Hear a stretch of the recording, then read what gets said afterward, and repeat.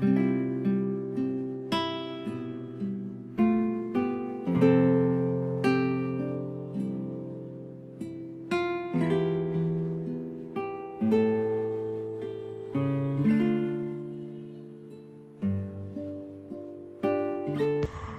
mabuting balita ng Panginoon ayon kay San Lucas. Noong panahong iyon, sinabi ni Jesus sa kanyang mga alagad, "Huwag kayong matakot, munting kawan, sapagkat ikinalulugod ng inyong Ama na ibigay sa inyo ang kaharian. Ipagbili ninyo ang inyong ari-arian at mamigay kayo sa mga dukha. Gumawa kayo ng mga lukbutang hindi naluluma at mag-impok ng kayamanan sa langit na hindi nakukulangan, sapagkat dooy walang makakalapit na magnanakaw at walang makapaninirang tanga.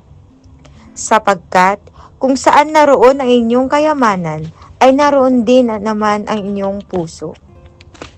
Maging handa kayo at sindihan ang inyong mga ilawan.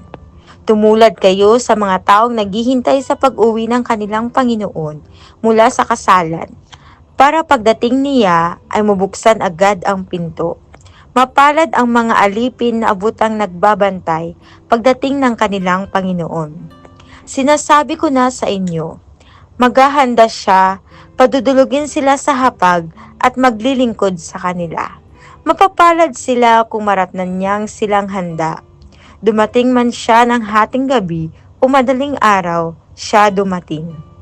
Tandaan ninyo ito, kung alam lamang ng puno ng sambayanan kung anong oras darating ang magnanakaw, hindi niya pababayaang pasukin ang kanyang bahay. Kayo may dapat humanda, sapagkat darating ang anak ng tao sa oras na hindi niyo inaasahan. Itinanong ni Pedro, "Panginoon, sinasabi po ba ninyo ang talinghagang ito para sa amin o para sa lahat?" Tumugon ang Panginoon, "Sino nga ang tapat at matalinong alipin? Hindi ba siya ang pamamahalain ng kanyang Panginoon sa sambahayanan nito, upang magbigay sa ibang mga alipin ng kanilang pagkain sa karampatang panahon?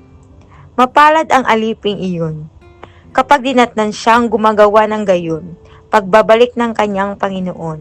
Sinasabi ko sa inyo, pamamahalain siya ng kanyang Panginoon sa lahat ng ari-arian nito.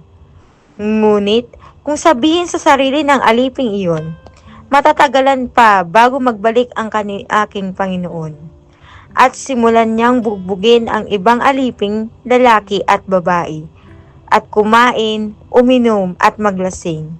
Darating ang Panginoon ng aliping yaon sa araw na hindi niya inaasahan at sa oras na hindi niya alam. Buong higpit na parurusahan siya ng Panginoon at isasama sa mga ditapat. At ang aliping nakaalam ng kalooban ng kanyang Panginoon, ngunit hindi naghanda ni sumunod sa kalooban nito, ay tatanggap ng mabigat na parusa.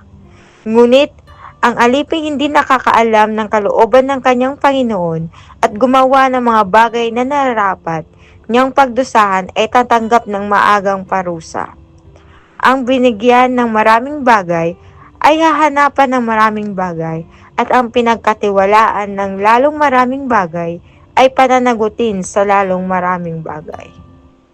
Ang mabuting balita ng Panginoon.